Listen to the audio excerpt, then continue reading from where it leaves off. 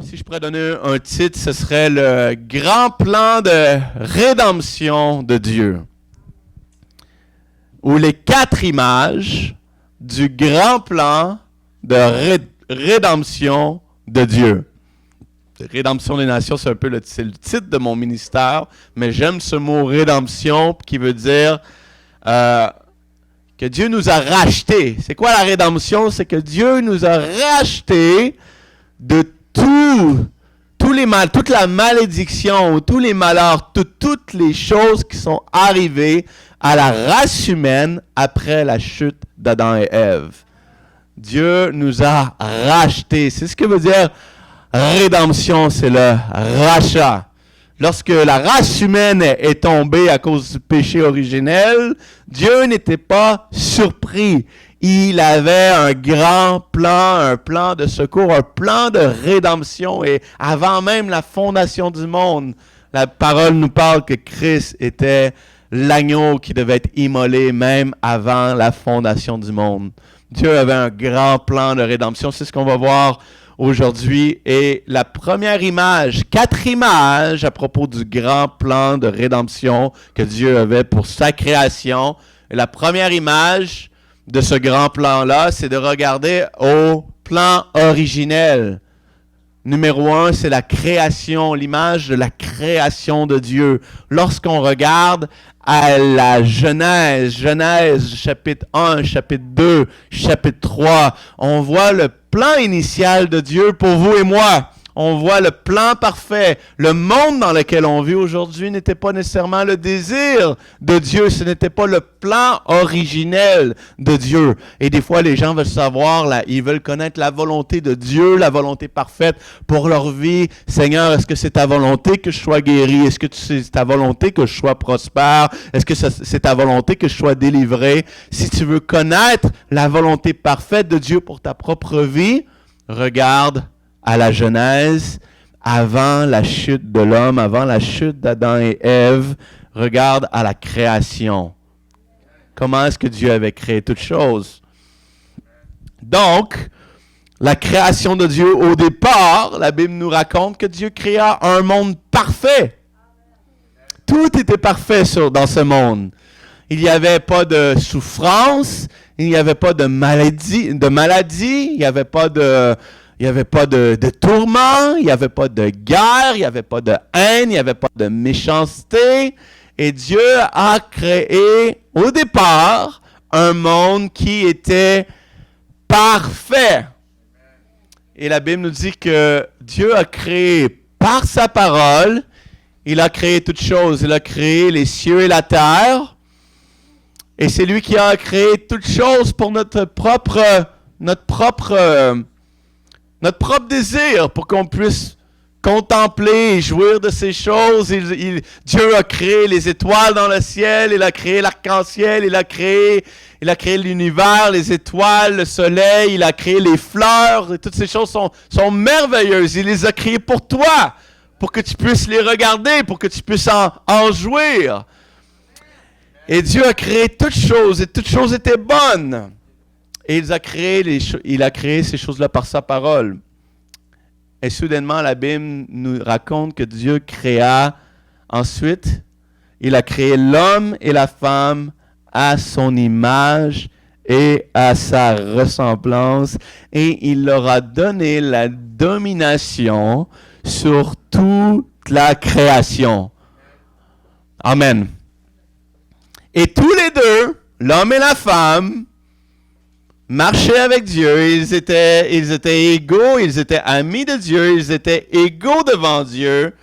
Adam marchait avec Dieu, il parlait comme étant son ami, et la femme était à ses côtés, tous les deux égaux devant Dieu. La femme n'était pas inférieure à l'homme. Hein? Dieu a créé la femme à partir de la côte de l'homme pour qu'elle soit son égale, son aide, son côté. S'il aurait voulu que l'homme puisse dominer la femme, il aurait peut-être choisi l'os d'un orteil ou... Hein?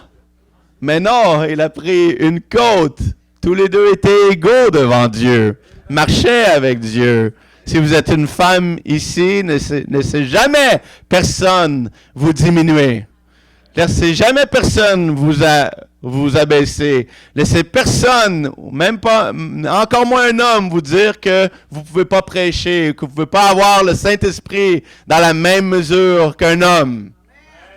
Si la Bible nous dit qu'il n'y a ni homme ni femme en Jésus-Christ. Amen. Mais nous sommes maintenant une nouvelle création, une nouvelle créature en Dieu avec la nouvelle naissance. Donc tous les deux étaient égaux devant Dieu. Et chaque jour que Dieu créa, dans les 6 jours, le 7e jour, il se reposa, mais à chaque jour que Dieu, la création, il créa les cieux et la terre, la Bible nous dit qu'il parla, par sa parole, il a créé toutes choses. Il parla et par sa parole, les choses vinrent en existence. Mais ce que je veux attirer votre attention, c'est qu'il parla à la chose. Il dit que la lumière soit et la lumière fut. Vous connaissez votre parole, c'est bien. La lumière soit et la lumière fut. Mais écoutez bien ça. Lorsque Dieu créa l'homme, il se parla à lui-même. Et il dit, faisons l'homme à notre image et à notre ressemblance. Qu'est-ce que ça veut dire? Ça veut dire que tu n'es pas n'importe qui. Vous et moi venons de Dieu. Nous avons été créés à son image et à sa ressemblance même. Les religions du monde essaient de diminuer ça. La science essaie de nous faire croire que nous venons du singe ou simplement d'une énergie ou des atomes ou le Big Bang ou ces choses-là. Mais la vérité ou ce que le monde doit connaître et entendre aujourd'hui, c'est que nous venons de Dieu. Et chaque espèce engendre selon sa propre espèce. Donc, si vous avez des chats, un chat va engendrer des chatons. Si vous avez une ferme et vous avez des animaux, un bœuf va enfanter un veau, un chien, ainsi de suite. Mais Dieu a enfanté. Et même dans les psaumes, ça dit que nous sommes comme des dieux, mais nous ne sommes pas Dieu, mais nous venons de lui, nous sommes enfants de Dieu. Écoutez ça, même les anges ont été créés pour le servir, mais ne sont pas appelés enfants de Dieu. Nous sommes enfants de Dieu. La race humaine vient de Dieu, a été créée pour être enfant de Dieu. Alléluia. Qu'est-ce que ça fait? Ça nous apporte de la dignité. J'aime ce psaume qui dit dans le psaume 117 que Dieu relève le pauvre de la poussière et il le fait asseoir avec les grands, parmi les grands à sa table. Dieu redonne la dignité aux gens. La religion, elle, va essayer de t'abaisser, de t'écraser, de t'humilier, de te condamner tellement que souvent même des chrétiens dans l'Église ne sont plus capables de marcher la tête haute parce qu'ils vivent sous le poids de la condamnation et de la religion. Et la femme, le statut de la femme qui est tellement méprisé dans le monde ou dans même les pays musulmans, c'est la religion qui fait ça. Et toutes les religions du monde sont pareilles. Pour avoir voyagé un peu partout, toutes les religions sont à propos d'un Dieu qui est grand, qui est très très saint, mais qui est tellement saint qu'il ne peut pas regarder le péché. Et qu'il est loin, il est distant et qu'il est prêt à punir le péché. Et c'est tout à propos de l'homme, de ses sacrifices et de ses efforts pour tenter d'apaiser la colère d'un Dieu qui est distant, qui est loin de sa création. Il n'y a aucune certitude, aucune assurance du salut chez les musulmans. Jamais ils ne peuvent avoir l'assurance qu'un jour ils seront sauvés. Parce qu'à la moindre erreur, Allah peut les punir et même les torturer dans leur croyance, pour le mal ou même un seul péché qu'ils peuvent avoir fait. Mais nous avons cette certitude-là, cette assurance-là, qu'en Jésus-Christ, nous n'avons pas part à la colère de Dieu. Le jugement ne vient pas sur l'Église. nous échappons à cette colère-là. Et toutes les religions du monde sont pareilles. Et je parlais du statut de la femme et tout ça. Ben le diable est en colère aujourd'hui parce que justement le Sauveur du monde est venu par la descendance d'une femme. La femme qui avait été séduite par le serpent et Dieu qui a prophétisé et dit et qui a prophétisé la venue de Jésus. Et il lui a dit, tu écraseras la tête avec ton talon, mais il dit, de toi viendra une postérité. Et parlant de Jésus-Christ qui allait venir. Et au travers, Dieu a changé le mal ou ce que Ève, la séduction et la tentation et le fait qu'elle est tombée. Et oui, elle est tombée, mais elle était avec Adam. Les deux étaient ensemble quand ils l'ont mangé. C'était pas seulement la faute d'Ève. Les deux étaient ensemble. Les deux étaient coupables devant Dieu. Mais Dieu a changé le mal pour en faire une histoire glorieuse, qui est l'Évangile. Mais aujourd'hui, le diable est acharné pour détruire les femmes. À cause de cela. Amen. Alléluia. Donc, Dieu créa l'homme et la femme à son image, sa ressemblance. Et, comme je disais, Dieu parla à lui-même. Et dit, faisons l'homme à notre image et à notre ressemblance. Et pensez à ça. Parmi toutes les espèces que Dieu a créées, on prend toutes les espèces de la terre, que ce soit les plantes, les arbres, tous les animaux, les reptiles, les poissons. L'être humain est la seule espèce de toute la création qui a l'habilité de l'usage de la parole. Et cela nous rend semblables à Dieu. Nous venons de Dieu. Et le monde a besoin d'entendre cette bonne nouvelle, qui ne sont pas n'importe qui. Tu es ici, tu es venu ici aujourd'hui, tu n'es pas n'importe qui. Chacun de tes jours ont été planifiés, ont été pensés. Dieu connaît tes souffrances, Dieu connaît, ta vie n'est pas un accident. Si tu es ici, c'est parce que Dieu lui-même t'a désiré dans ce monde. Tes jours étaient planifiés, ta venue était planifiée. Il connaît le nombre de cheveux que tu as sur ta tête. Il connaît tes soucis. Il a des projets pour toi, de paix et non de malheur, afin de te donner un futur et un espoir. C'est ce que Dieu a pour toi. Est-ce que tu lui crois? Amen. Et Dieu, la Bible nous raconte qu'il a planté un immense jardin. Et dans ce jardin, il a donné tout ce qui était bon à l'homme pour en jouir, même le travail. Il lui a donné le travail. Et le travail n'est pas arrivé après la chute. Dieu leur a donné le travail avant la chute. Des fois, aujourd'hui, il y a des gens qui ne veulent pas travailler, qui voient le travail comme une conséquence. Le travail est une bénédiction de Dieu. Le travail est quelque chose de bon. Et Dieu désire qu'on puisse jouir du fruit de notre travail. Il leur a dit d'entretenir le jardin et de cultiver la terre et de remplir la terre et de la multiplier.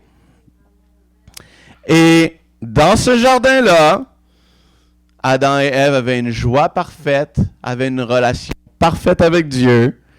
Il n'y avait aucun manque, comme je disais au départ. On parle de quoi aujourd'hui? La première image du grand plan de rédemption de Dieu. La première image de ce grand plan-là, c'est de regarder à la création de Dieu. Cette création-là qui était parfaite. L'homme était parfait. Adam et Ève vivaient éternellement. La mort n'était pas encore entrée dans ce monde. Ils avaient une joie parfaite, une vie parfaite, aucune souffrance, aucune méchanceté, aucune maladie. Adam et Ève avaient la vie éternelle parce qu'ils avaient cet arbre de vie-là qui se tenait là dans le jardin. Et c'est le plan de Dieu pour l'humanité encore aujourd'hui. Oh. Probablement que non aussi. J'étais pas là pour le dire, mais... Alors, lorsqu'on regarde au plan originel de Dieu, vous et moi, nous découvrons le plan parfait de Dieu pour notre propre vie. C'est ce que le Dieu désire pour nous. Et même Jésus, lorsqu'il a fait cette prière du Notre Père, Notre Père qui est aux cieux, et il dit, donne-nous notre pain quotidien. Une des choses qu'il dit, il dit que ta volonté soit faite sur la terre comme au ciel. Alors, je vous pose la question aujourd'hui, est-ce qu'il y a de la souffrance au ciel? Est-ce qu'il y a de la pauvreté au ciel? Est-ce qu'il y a des infirmités? Est-ce qu'il y a de la maladie? Non! Mais il dit que ta volonté soit faite sur la terre, ce qui veut dire maintenant, comme au ciel. Ça veut dire que ce n'est pas la volonté de Dieu qui est toutes ces choses-là sur la terre, mais qu'il veut que la volonté, que ce qui est parfait dans le ciel, comme au début de la création, soit manifesté sur la terre, pas dans 100 ans, pas lorsque nous allons être enlevés ou on va être avec lui dans sa présence, mais maintenant, ici même. C'est sa volonté pour toi dans ta vie aujourd'hui. Est-ce que tu crois ça? Alors Dieu parlait, marchait avec Adam et Ève. Et on connaît l'histoire, le serpent est venu et il a parlé à Adam et Ève et il leur a fait douter. Le problème, c'était pas nécessairement de manger le fruit, mais c'était l'incrédulité, qui est le pire des péchés, parce que c'est qu'on appelle le péché qui mène à la mort. Parce que si demain tu arrêtes de croire en Jésus, il n'y a aucune solution pour toi. Parce que tu arrêtes de croire ou tu rejettes la solution même pour le rachat ou la rédemption de ta propre vie. Et tout ce que Dieu avait demandé à Adam et Ève, c'est de dire, je vous fais confiance, je vous donne tout ce qui est bon, vous avez la vie avec moi, vous avez tout ce que vous avez en abondance et je vous donne une seule instruction, c'est de me croire, d'avoir foi en moi. Et je crois que c'est pour ça qu'il a mis ces deux arbres-là, l'arbre de la connaissance du bien et du mal et l'arbre de la vie. Il leur a donné un choix. Pourquoi? Parce que, et je crois, moi c'est ce que je crois, mais je crois que Dieu ne voulait pas avoir des robots. Parce que l'amour véritable demande à ce qu'on ait un libre arbitre ou ce qu'on ait la possibilité de choisir.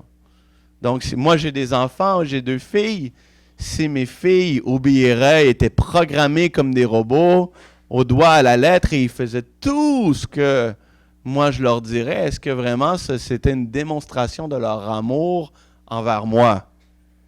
Non, parce qu'ils seraient préprogrammés ou comme des robots. Donc Dieu leur a mis ce choix devant eux pour qu'ils puissent être en mesure de leur prouver leur confiance envers Dieu, leur foi et leur amour envers lui. Donc le problème, ce n'était pas nécessairement l'action du péché, mais c'est la racine. Ce qui a amené le péché dans le monde, c'est l'incrédulité. Ce n'est pas juste la désobéissance ou l'acte, mais c'est l'incrédulité derrière. Qu'est-ce qui fait que les gens aujourd'hui ne vont pas hériter de la vie éternelle? C'est l'incrédulité. Parce que nous avons cru aujourd'hui, nous avons la vie en Jésus-Christ. Parce que nous avons mis notre foi, notre confiance en Jésus-Christ. Alors, ils ont péché à cause de leur incrédulité. Et Dieu avait dit à l'homme, le jour que tu mangeras de ce fruit, la mort va entrer, parce que le salaire du péché, c'est la mort. On ne s'arrête pas là, parce que le don gratuit en Jésus-Christ, c'est la vie éternelle. Et Dieu avait dit, l'homme qui pêche mourra. Alors la mort soudainement est entrée dans le monde. Donc le péché est entré et la mort est entrée. Les guerres, les maladies et toutes ces choses qu'on connaît aujourd'hui. Et tout ça est rentré à cause du diable, à cause du péché originel. Est-ce que le péché vient de Dieu? Non. Donc, si la mort est la conséquence du péché, est-ce que la mort aussi vient de Dieu? Si la maladie est la conséquence du péché, Est-ce que la maladie vient de Dieu? Non. Ça fait partie des œuvres des ténèbres et la conséquence du péché originel et ce que le diable, le plan que le diable a tromperie de Satan. C'est la deuxième image que je suis en train de parler. Donc, première image, c'est de regarder, si tu veux savoir la volonté, connaître la volonté de Dieu pour ta vie, c'est regarde à la première image qui était la création de Dieu. Dieu avait un plan parfait. Deuxième image, c'est la tromperie de notre ennemi. Satan qui est venu tromper l'homme, qui lui était jaloux de Dieu. Il était jaloux de la création et de la même façon, il est jaloux de toi aujourd'hui. Parce que lui n'est pas enfant de Dieu. Lui a été déchu. Lui a été... Il a été rejeté. Non seulement il n'est pas enfant, mais il était un ange avant. Il a été créé par Dieu, mais il est un ange déchu. Il a voulu entraîner le tiers des anges avec lui dans sa rébellion. Mais aujourd'hui, il est dans cette guerre-là de vouloir entraîner le plus de monde avec lui encore, comme qu'il a fait au départ. Et il est jaloux de Dieu et il est jaloux de toi parce que tu es son enfant et tu viens de Dieu. Et c'est pour ça qu'il veut te détruire. Et c'est pour ça son désir, c'est de te tourmenter, que tu sois malade, que tu sois oppressé, que tu n'aies pas la paix dans ton cœur, que tu souffres d'angoisse et de dépression et tous ces tourments et toutes ces choses. Et que ça n'en vienne même jusqu'à un certain point où ce que tu puisses même en vouloir à Dieu. Certains chrétiens, même souvent qui ne comprennent pas, ils tombent malades et à un certain point, ils peuvent venir en vouloir à Dieu. Pourquoi est-ce que ça m'arrive? Pourquoi Dieu est-ce que tu ne permets pas? Dieu n'a pas permis ça, c'est le diable qui vient pour détruire, pour voler, pour tuer.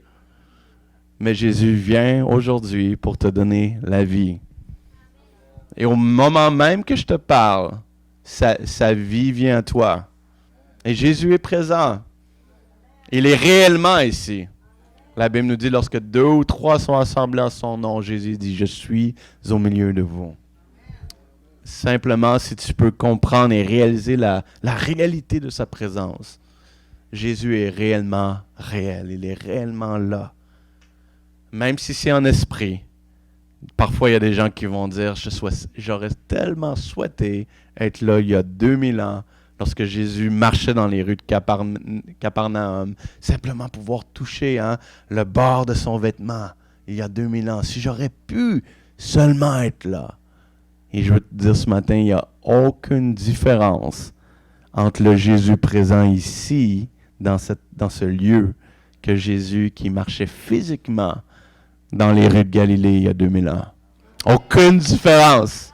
La Bible dit qu'il est le même hier, aujourd'hui et éternellement.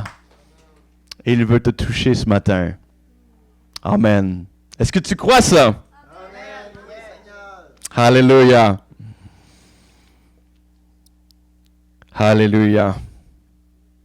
Donc, je dis ce matin que si tu veux vraiment connaître Dieu, regarde à Jésus. Le monde aujourd'hui veut entendre parler de Dieu, veulent connaître Dieu, mais on voit tous les gens qui se jettent vers toutes les choses de New Age et les pratiques comme ça et les liseuses de cartes. Les gens désirent entendre la voix de Dieu. Vous savez? Et les gens veulent connaître Dieu.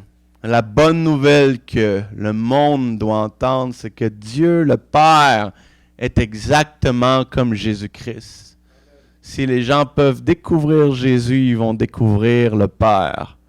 Et souvent, on met cette différence entre Dieu le Père et Dieu le Fils, comme si Dieu le Père était plus sévère ou plus autoritaire, que lui, il était distant, mais il a envoyé son Fils, que lui, c'est le flic qui est le bad cop, good cop, le bon policier, mauvais policier. Vous connaissez un peu le parallèle, comme si Dieu le Père, lui, était un peu pas qu'il est mauvais, là, mais il est comme le policier, le juge. Dieu, l'image qu'on a, c'est l'image de Dieu, c'est le juge. Et lui, le Fils, c'est l'agneau. Mais ce que les gens doivent entendre et ce que les gens doivent connaître aujourd'hui, c'est que Christ, c'est que Jésus est exactement comme le Père. Et Jésus a dit, si vous m'avez vu moi, vous avez vu Dieu.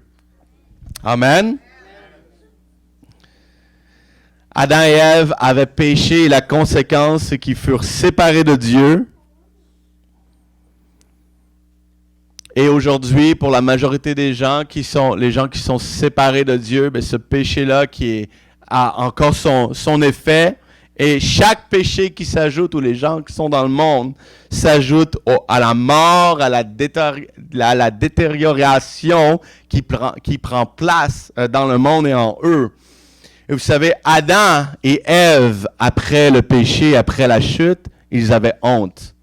La Bible nous raconte que soudainement, ils se sont cachés. Et la première chose qui est arrivée, c'est qu'ils ont découvert qu'ils étaient nus. Alors, qu'est-ce qu'ils ont fait? Ils ont pris des feuilles de figues pour se faire des habits, pour cacher leur nudité. Et c'est ce que fait la religion. La religion va faire que tu vas avoir honte. Et la religion va faire que tu vas vouloir couvrir tes fautes d'une certaine manière. Et c'est ce qu'ils ont fait. Et ils se sont enfuis, la Bible nous dit, ils se sont cachés. Et c'est eux qui avaient péché. Imaginez, ils ont fait le pire péché. Le péché originel qui a entraîné l'humanité entière dans la déchéance, dans la mort. Je veux dire, les péchés qu'on fait, nous, c'est rien, je veux dire, comparé au péché originel. Imaginez le poids, la conséquence d'avoir commis ce péché-là et d'avoir été le canal qui a entraîné la mort et la condamnation sur toute la race humaine, et ils se sont cachés. Et pourtant, ils auraient mérité d'être punis, d'être mis à mort, et c'est eux qui se sont cachés de Dieu. Mais la Bible nous dit que Dieu était à leur poursuite dans leur jardin. Et Dieu disait, Adam, il l'appelait mon ami. Il disait, mon ami Adam, tu es où? La poursuite du Père, hein, comme ce fils prodigue qui revient au Père. Donc la religion va nous faire, et c'est vrai que Dieu va juger toutes choses, que Christ, il va avoir un jour de jugement dernier, mais pour l'instant, on n'en est pas là. Et la Bible nous dit que la colère de Dieu demeure pour un instant, mais que sa grâce, sa bonté, sa miséricorde, elle demeure éternellement. Alors, je préfère focuser aujourd'hui sur ce qui est éternel que de focuser sur ce qui demeure qu'un seul moment. Alors oui, il va y avoir un jour de jugement, mais Jésus a dit, je ne suis pas venu pour juger le monde, mais je suis venu pour sauver le monde. Jésus ne te condamne pas, Jésus ne te juge pas aujourd'hui. Il connaît tes fautes, il connaît tes péchés, il connaît tes erreurs. Jésus ne vient pas en jugement contre toi, mais il te tend la main et il te fait grâce et il use de bonté envers toi. Et de la même façon, Adam et Ève se cachaient et soudainement, ils avaient peur de Dieu dans le jardin. Celui qui était si proche d'eux, qui était leur ami intime, il marchait tous les jours avec eux, avec lui, main dans la main.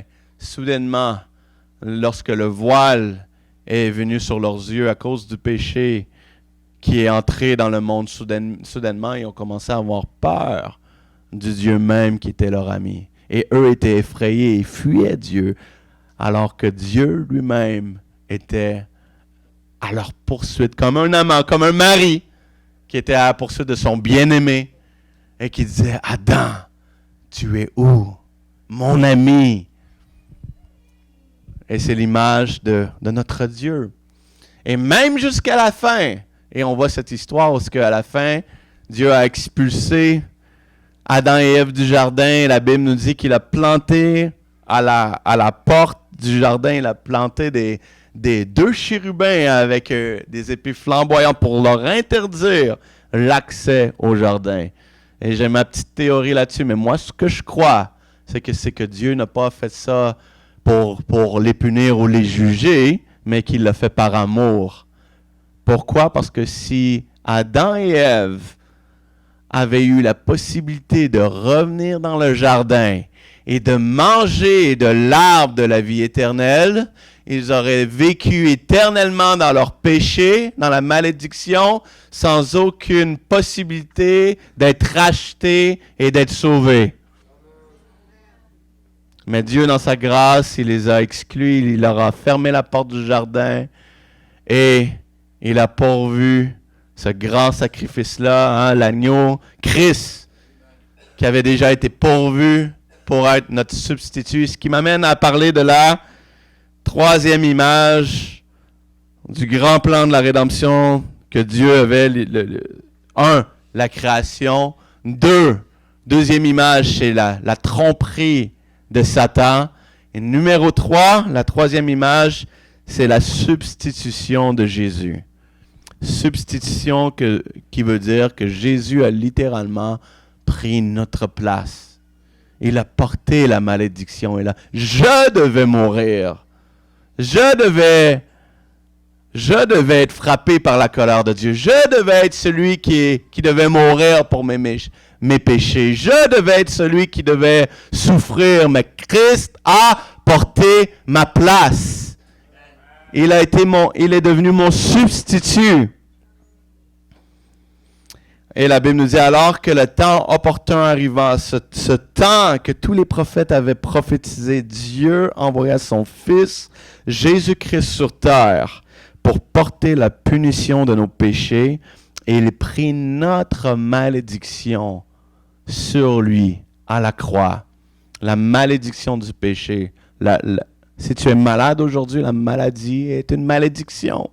Si tu es tourmenté aujourd'hui, ces tourments-là sont une malédiction. La pauvreté est une malédiction. Le manque, toutes ces choses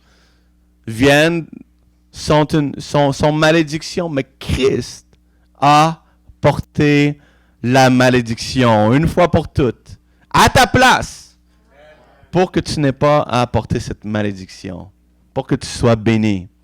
Il t'a racheté et il veut t'amener dans cet état. Et c'est ce qu'on va parler après. Je ne veux pas trop m'avancer, mais lorsque Jésus était sur terre dans son ministère, la Bible nous raconte à plusieurs reprises que de grandes foules le suivaient, comme vous avez vu la vidéo au Pakistan.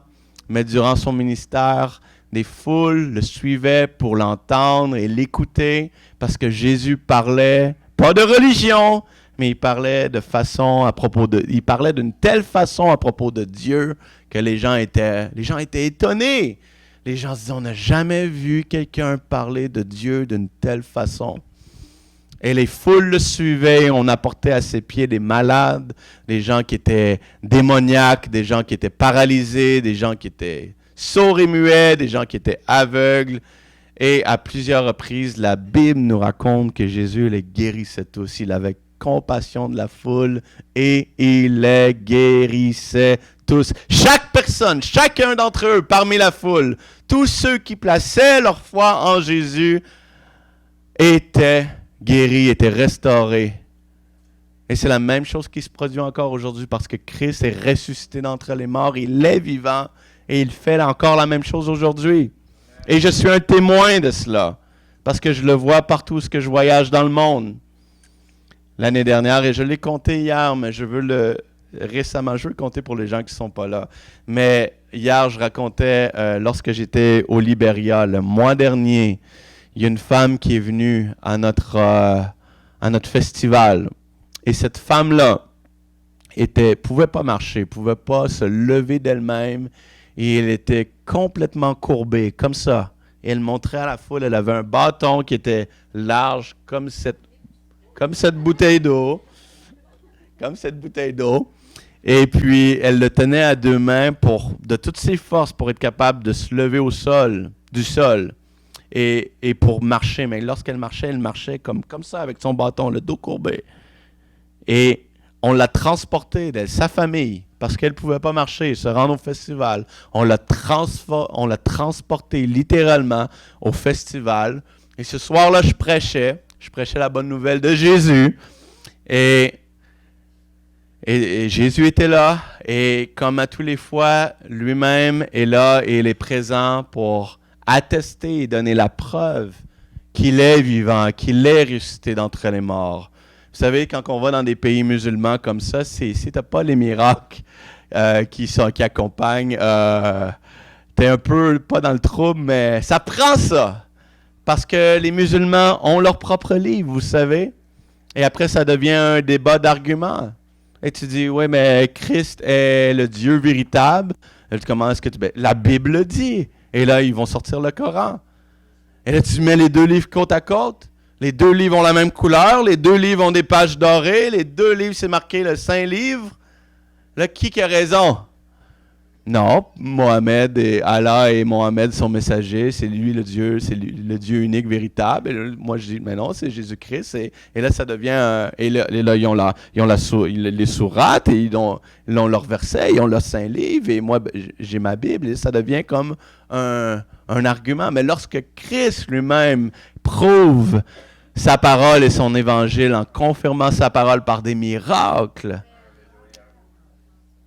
les gens n'ont pas le choix que de croire ou de renier, ça c'est autre chose. Mais au Pakistan, il y avait une foule de 20 000 personnes et 16 000 quelques personnes ont rempli une carte écrite. Là. Quand on a compté, les gens ils disent comment vous faites pour avoir le nombre précis de gens qui ont donné leur vie à Jésus? Eh bien, c'est que les gens, on finance les autobus par lesquels ils viennent au festival. Et ces gens-là repartent par la même autobus. Donc, on assigne des pasteurs dans chacune des autobus et ils ont des cartes de contact. Et chaque personne dans les autobus, lorsqu'ils repartent à la maison, ils remplissent les cartes, tous ceux qui ont levé leurs mains. Et c'est comme ça qu'après, ça prend plusieurs semaines pour faire le décompte de tous ces milliers de personnes-là. Mais c'est comme ça qu'ils arrivent à décompter ça. Mais là, je parlais de cette femme-là qui était courbée. Cette femme-là au Libéria qui est venue à notre festival était courbée, elle avait son bâton. Et alors que l'évangile était prêché, la foi est venue dans son cœur. Et soudainement, de ses propres yeux, ses yeux étaient ouverts. Elle dit, j'ai vu apparaître devant moi un homme. Et elle dit, je ne pouvais pas voir son visage, mais il était vêtu d'une robe blanche éclatante. Et elle dit, j'ai su dans mon cœur que c'était comme toi devant ton lit. Exactement comme toi. Et aujourd'hui encore, comme Paul qui était sur le chemin de Damas, Jésus apparaît à des gens. Et dans les pays musulmans, ça arrive dans les rêves, mais même physiquement, cette femme-là, c'était pas dans un rêve, c'était de ses yeux physiques. Mais elle dit, Jésus était parmi la foule, elle dit, je le voyais qui touchait les gens dans la foule. Et elle dit, soudainement, il s'est approché de moi. Elle dit, il m'a pris par le bras comme ça, et il m'a dit, viens et suis-moi. Imaginez. Incroyable. C'est tellement touchant. Et puis, soudainement, elle dit, au moment qu'il a fait ça, elle dit, j'ai senti mon corps en entier s'est mis à trembler sous la puissance de Dieu. Elle ne savait pas qu'est-ce qui est en train d'arriver. Et elle dit, j'ai vu Jésus commencer à marcher au-devant de moi et il s'éloignait. Donc, elle dit, je me suis mis à le suivre. Et je le suivais. Et tout d'un coup, tout à coup, il est disparu devant ses yeux. Mais soudainement, elle a réalisé, elle n'avait plus sa canne, elle n'avait plus son bâton, elle n'était plus courbée, elle marchait par elle-même. Jésus l'avait complètement libérée, Jésus l'avait complètement restaurée, complètement guérie. Et non seulement ça, elle s'est aperçue que lorsqu'elle marchait, elle était arrivée à la plateforme comme si Jésus l'avait conduit pour venir donner son témoignage devant la foule. Parce que chaque personne qui recevait un miracle, on leur disait, venez à la plateforme. Si Jésus a fait un miracle, viens en avant. Témoigne la gloire de Dieu devant tout le monde, ce que Jésus a fait pour toi. Lorsque cette femme-là a suivi Jésus, c'est comme si Jésus l'avait conduit au pied de la plateforme et elle a réalisé qu'elle était complètement restaurée, complètement guérie. Amen. Jésus est le même et il est vivant aujourd'hui. Et il vit pour prouver qu'il est vivant. Et on prie souvent dans nos églises, on veut voir le réveil. Hein? Qui prie ça? Et on dit, Seigneur, montre-moi ta gloire. On veut que la gloire de Dieu descende. Et Moïse a eu cette prière un jour. Il a dit à Dieu, il dit, Éternel, fais-moi montrer, fais-moi voir ta gloire. Et la Bible nous raconte que Dieu a dit à Moïse, il a dit, je vais te montrer ma gloire. Mais il dit, voici comment on va faire ça. Il dit, je vais te cacher dans le creux d'un rocher. Le creux d'un rocher, qui est une merveilleuse image de Jésus-Christ. Il est le rocher. Donc, il a caché Moïse. C'est une révélation de Jésus-Christ. Et il dit, je vais faire passer toute ma gloire devant toi. Et à ce moment-là, il dit, je vais écrier le nom de l'Éternel devant toi. Et je vais faire passer au même moment toute ma gloire devant toi. Et à ce moment-là, l'Éternel, la Bible nous dit que l'Éternel passa devant lui et il s'écria, l'Éternel, Dieu miséricordieux et compatissant, lent à la colère, riche en bonté et en fidélité.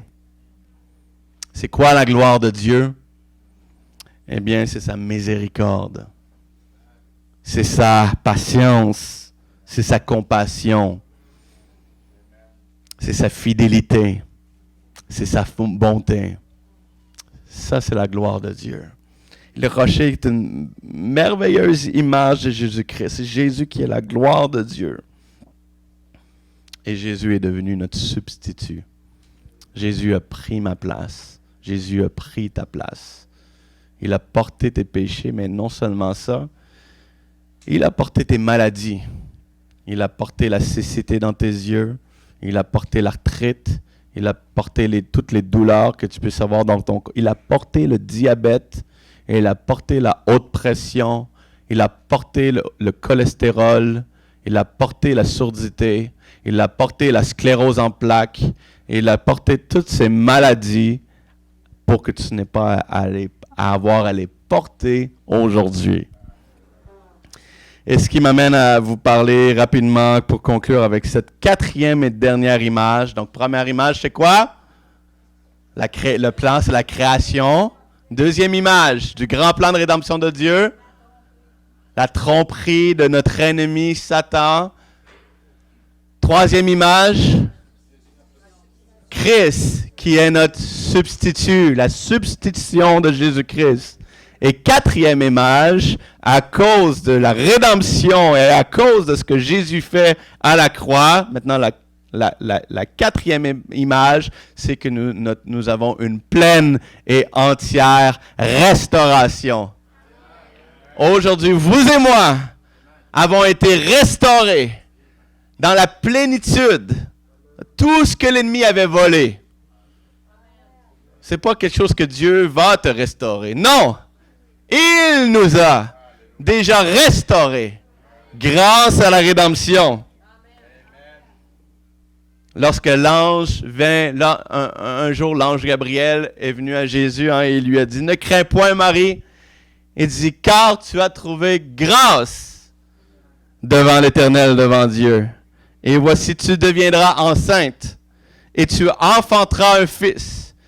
Et ils lui donneront le nom de Jésus. Il sera grand et appelé Fils du Très-Haut. Et le Seigneur Dieu lui donnera le trône de David et son règne sera éternel et son règne n'aura pas de fin. » Et écoutez bien ça.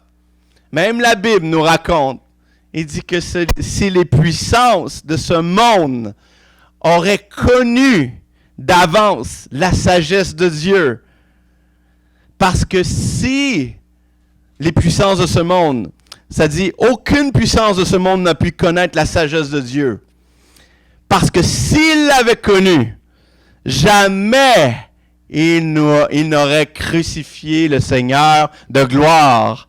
Si Satan avait su ce qu'il allait se produire, jamais il n'aurait mis à mort le Seigneur, notre Seigneur et Sauveur. Mais c'est arrivé. Et ils ont crucifié Jésus sur une croix. Et des hommes méchants l'ont mis à mort. Mais Jésus a dit, personne ne m'enlève la vie. Il dit, je livre ma vie. Je donne moi-même ma vie en rançon pour l'humanité, pour la race humaine entière. Il a donné sa vie en rançon pour vous et moi. Il est mort, il a versé son sang pour la rémission de nos péchés. Et écoutez ça. Ils ont mis son corps dans un tombeau. Il est mort sur la croix, mais le péché n'a jamais pu atteindre Jésus. La mort n'a jamais pu le vaincre. Satan n'a jamais pu arrêter Jésus. Et au 3e jour, Dieu a fait ressusciter Christ d'entre les morts. Et il a dépouillé complètement les dominations, les autorités et le diable. Et la Bible nous dit qu'il les a livrés publiquement en spectacle, en triomphant d'elle par la croix. Et Dieu a élevé Jésus, il lui a donné le nom qui était au-dessus de tous les autres noms, afin qu'au seul nom de Jésus, tout genou fléchisse, des choses qui sont dans les cieux et sur la terre et sous la terre, et que toute langue confesse que Jésus-Christ est Seigneur. Et Jésus va dire, voici, j'étais mort, mais maintenant, je suis vivant au siècle et des siècles. Je suis l'alpha et l'oméga. J'étais mort, mais me voici vivant. Et je détiens dans mes mains les clés de la mort et du séjour des morts. Notre Jésus est vivant. Notre Jésus règne éternellement. Il règne en majesté. Il est assis à la droite du Père et il intercède pour toi. Par le sacrifice de Jésus, Dieu nous a restaurés dans l'état initial du Jardin d'Éden avant la chute d'Adam et Ève, exactement comme si vous et moi n'avions jamais péché de notre vie. Voici la restauration, l'œuvre, la rédemption, ce que Christ, que Dieu a accompli pour vous et moi. Il nous a complètement, entièrement restaurés. Maintenant que Jésus a payé la rançon, qu'il a versé son sang pour tous nos péchés, il a porté en son corps sur la croix toutes nos douleurs et nos maladies. Comme je disais, nous avons été entièrement restaurés. Restaurés de quoi? Nous avons été restaurés de la mort. Nous avons été restaurés de la séparation qu'il y avait avec Dieu. Il n'y a maintenant plus de séparation. Il n'y a aucune chose qui nous peut nous séparer aujourd'hui de l'amour de Dieu. Rien dans ce monde. Pas même tes propres péchés. L'ennemi ne peut pas te séparer. Il n'y a rien qui ne peut nous séparer de l'amour de Dieu. Restaurer de la culpabilité, de la honte. Restaurer de la malédiction. Parce que Jésus a porté la malédiction pour nous. Restaurer de la maladie, du manque, de la pauvreté. Tu n'as plus à porter cela sur toi aujourd'hui. Jésus s'est substitué. Il a porté tout cela à ta place pour que tu n'aies plus à le porter. En Jésus, tu as la pleine restauration de tout ce que l'ennemi a voulu te voler. Amen.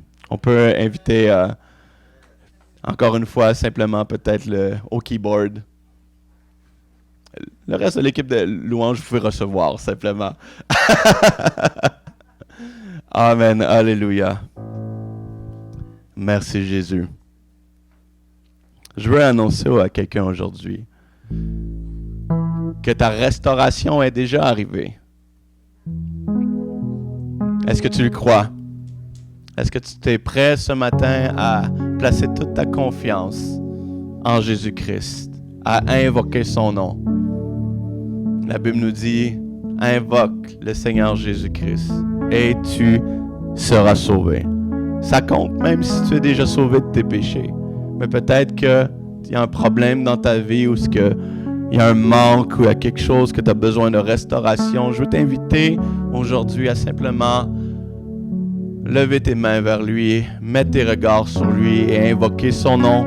Invoque le Seigneur Jésus. Fais simplement venir à lui tel que tu es aujourd'hui. Avec tes erreurs, avec tes problèmes, avec tes peurs.